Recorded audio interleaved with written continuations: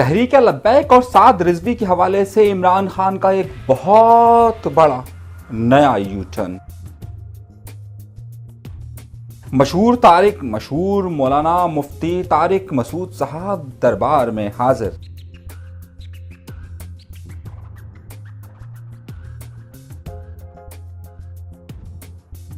सुन्नी तहरीक कहां गायब हो गई है? सुन्नी तहरीक का झगड़ा।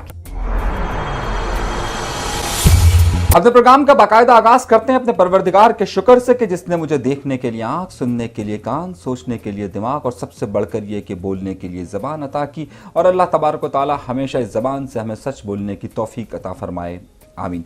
गुफ्तगू का आगाज करते हैं। एक बहुत अहम मुलाकात हुई, बहुत अहम मतलब कुछ लोगों के हवाले से बहुत अहम होगी, लेकिन कुछ लोगों के हवाले से शायद बिल्कुल भी अहम ना हो। वजीर आजम इमरान खान साहब जब कराची तशरीफ लाए तो उलमा के एक वफ्द ने मुलाकात की इमरान खान साहब से। देखिए, वजीर आजम की सतह की जब मुलाकात होती है तो फिर उस मुलाकात के कुछ दोनों तरफ से कुछ लेन देन, कुछ मकासद होते हैं। अब आइए जरा से मकासद क्या थे। सबसे पहले बात करते हैं कि तहरीक इंसाफ और इमरान खान साहब ने आखिर इन मौलाना हजरात साहब से क्यों मुलाकात की। देखिए, जब कभी भी इमरान खान साहब यहाँ आते हैं तो यहाँ की जो सिंध की तहरीक इंसाफ है वो एक कोशिश करती है कि इमरान खान साहब को खुश करने का कोई भी मौका हाथ से ना जाने दे। अब वो क्या करती है, किसी ना किसी बंदे को पकड़ कर लाती है और उनकी खिदमत में हाजिर करके कहती है, जनाब ये तहरीक इंसाफ को कबूल कर रहा है, आइए इसको भी एक दुपट्टा पहना दीजिए। तो हमेशा इस तरह का खेल ज़रूर होता है और इमरान खान साहब इन बातों से यकीनी तौर पे बहुत ज़्यादा खुश होते हैं और वो चाहते हैं कि पाकिस्तान पीपल्स पार्टी को सिंध के अंदर एक मुश्किल वक्त भी दिया जाए। अब उस हवाले से काम ये हुआ कि ये जो कुछ लोग हैं, गवर्नर इस्माइल साहब और इन लोगों ने चंद लोगों की मुलाकात की। उसमें गौस अली शाह साहब का नाम आपने सुना होगा। गौस अली शाह साहब बड़े मारूफ रहे। आपको याद है कि वो एक बड़े ताकतवर शख्सियत रहे। अब जब हकीम सईद साहब का कत्ल हुआ था तो आपको याद होगा कि जब सिंध की हुकूमत नवाज शरीफ साहब ने हटाई थी तो बाकायदा इनको वफाक से कंट्रोल करने के लिए खुसूसी इख्तियारात दिए गए थे गौस अली शाह साहब को। और उस वक्त ज़ाहिर है सिंध की हुकूमत भी नहीं थी और वो वहाँ से पूरे सिंध को कंट्रोल किया करते थे। उसके बाद वो नवाज शरीफ साहब के साथ भी रहे, फिर नवाज शरीफ साहब से हट गए तो उन्होंने जो है वो PTI ज्वाइन किए। इस दौरे में उनको PTI में ज्वाइन करवा गया और उसके साथ साथ उलमा किराम का एक वफ्द भी मिला। अब इस वफ्द की आपको फुटेजेस में अभी ये देख लीजिए आप, ये जो फुटेजेस हैं ये इसमें मिले।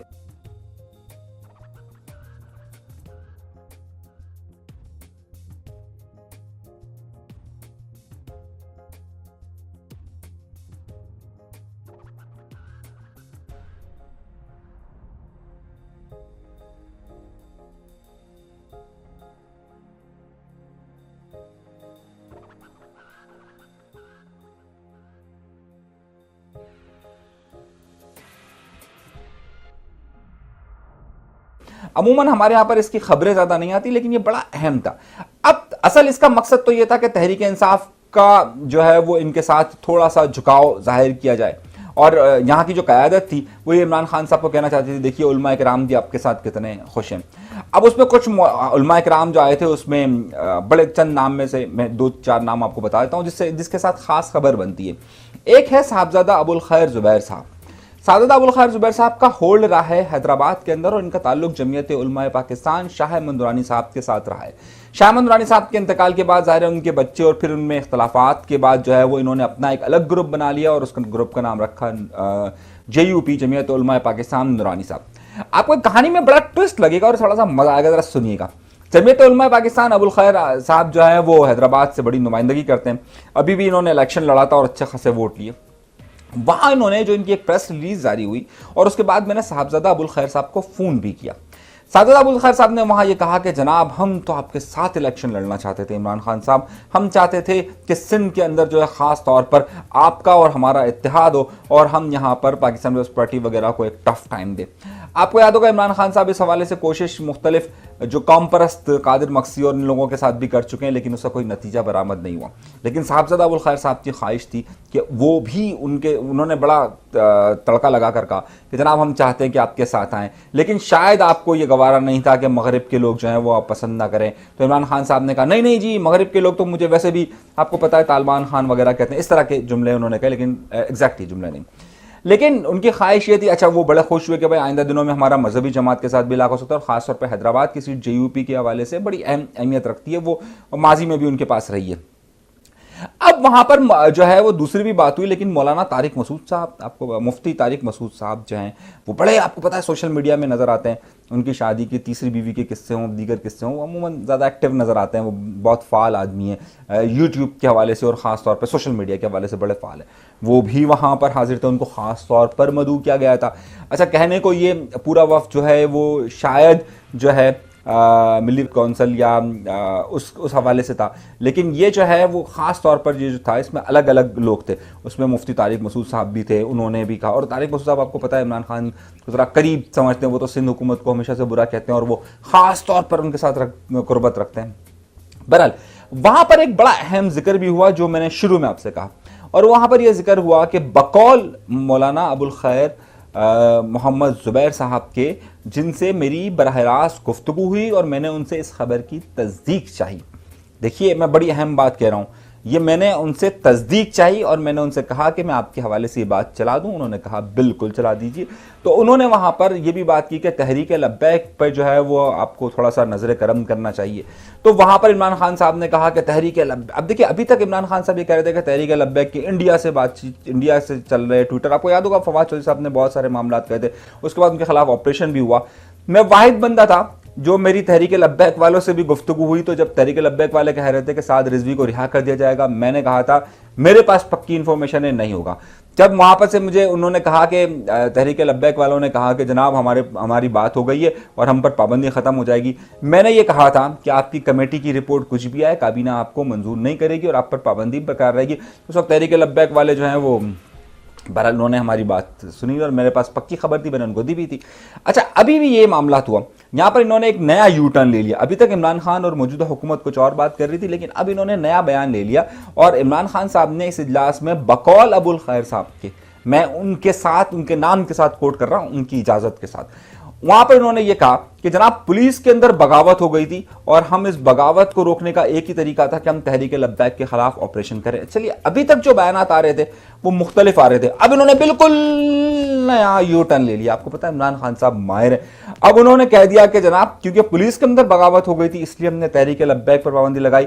तो वहां पर बकौल अबुल खैर मोहम्मद ज़ुबैर साहब के, JUP के रहनुमा, बकौल उनके, उन्होंने वहां पर यह कहा कि ये मैं उनके नाम से कोट कर रहा हूं जो उन्होंने मुझे कहा, ये उन्होंने कहा कि जनाब हम इस हवाले से कोई खिदमत अंजाम दे सकते हैं, फिर क्योंकि मसलक एक है तो इस हवाले से बात हो सकती है। लेकिन इमरान खान साहब ने कोई अच्छा जवाब नहीं दिया कि इसका मतलब ये था कि तहरीक लब्बैक क्योंकि इनके वोट बहुत ज़्यादा काट रही है और आइंदा दिनों में इमरान खान साहब और तहरीक इंसाफ बिल्कुल नहीं चाहती कि तहरीक लब्बैक पर जो है वो आज़ादी मिले, और ख़ास तौर पर इस सेंस में तो वो बिल्कुल भी नहीं चाहती। वो तो चाहती है कि इलेक्शन कमीशन इस पर पाबंदी लगा दे, लेकिन मजबूरी है कि इलेक्शन कमीशन आजकल इनके हाथ में नहीं है। तो जो गुफ्तगू का नतीजा था वही कि इमरान खान साहब की तरफ से कोई इतना अच्छा रिस्पांस तहरीक लब्बैक के हवाले से आया नहीं। इसका मतलब ये है कि मौजूदा हुकूमत, खबर का आंसर ये है कि मौजूदा हुकूमत बिल्कुल भी ये नहीं चाहती कि ये मामला हो। अच्छा, जब मैं वहाँ से, मुझे कुछ लोगों ने कमेंट करके पूछा कि यार ये मुलाकात हुई थी तो इसमें सुन्नी तहरीक क्यों नहीं थी, मतलब ये अगर इस तरह के मामला, देखिए सुन्नी तहरीक बिल्कुल अलग रास्ते पर है और सुन्नी तहरीक का जो जोर था वो मुकम्मल तौर पर ख़त्म हो चुका है। मैं खबर नहीं देना चाहता था, लेकिन अगर चलिए आप, बहुत सारे लोगों ने मुझे इसरार किया। सुन्नी तहरीक के पहले ही धड़े बन गए थे, यानी कि उसमें से जो सलीम कादरी जो उनके फाउंडर थे, बानी थे, उनके बेटे बिलाल कादरी जो है वो अलग हो चुके हैं, वो बल्दिया में इलेक्शन भी लड़े। अच्छा, ये जो ग्रुप है सरवत अयाज कादरी साहब वाला, इनके साथ शाहिद गौरी साहब जो है वो उनके साथ रहे और शाहिद गौरी साहब और ये दोनों एक साथ ही लीड करते रहे इसको। लेकिन गुज़िश्ता कुछ अरसे से शाहिद गौरी और सरवत अयाज कादरी के दरमियान ताल्लुकात बहुत कशीदा है और अभी उनके बेटे की शादी भी हुई थी तो उसमें लोग गए थे, लेकिन कोई इतना ज़्यादा मजमा नहीं लगा। इन दोनों के दरमियान एक दूसरे पर इल्ज़ामात लगाते रहते हैं, पैसों के, ये वो फलाना ढिमकाना, बकौल बहुत सारे लोगों के। और ये उसमें से एक साहब अब ऑफिस, इनके सुन्नी तहरीक के ऑफिस आते ही नहीं है, तो अब सुन्नी तहरीक के जो है वो उतना असर रहा नहीं है अवामी सतह पर भी, और उनका तंजीमी स्ट्रक्चर भी ढक चुका है, इतना ज़्यादा पावरफुल नहीं रहा जितनी पावरफुल वो गुज़िश्ता अदवार में रही है। और उनको यहाँ पर नहीं बुलाया गया था क्योंकि वो बिल्कुल एक अलग तंजीम के थे, ये मिली यकजहती कौंसिल और दीगर उलमाए किराम को यहाँ पर बुलाया गया था। तो एक खबर तो मैं आपको ये दे रहा हूँ, को हम इस चीज़ों को समराइज करते हैं, तीन सारी बातों को। सबसे पहला नुक्ता जो आज की मेरी पूरी गुफ्तगू है उसका सबसे अहम नुक्ता यह है कि बेसिकली ये जो इमरान खान साहब ने यहाँ बुलवाया था, इमरान खान साहब ने नहीं बल्कि जो सिंध की इनकी कैबिनेट है, गवर्नर इस्माइल साहब और वगैरह, कि भाई इमरान खान साहब को थोड़ा सा, हाँ भाई मुलाकात हुई, थोड़ा सा खुश हो जाते हैं, आपको पता है, हाँ भाई ये लोग भी हमारे साथ काम करना, आइंदा इलेक्शन के लिए भी हम इनके साथ तैयारी कर सकते हैं। इमरान खान साहब ने बहुत थोड़ा वक्त इनको ले दिया, इसमें बहुत सारे लोग थे, कोई 15-20 के करीब इसमें लोग थे, आप ये फुटेजेस में आप देख सकते हैं। इसमें जो सबसे अहम नुक्ता था वो ये था कि भाई इन्होंने ये पेशकश की कि हम आपके साथ इलेक्शन लड़ने के लिए तैयार हैं, फलाना साहब अबुल खैर वगैरह वालों ने, जेयूपी वालों ने।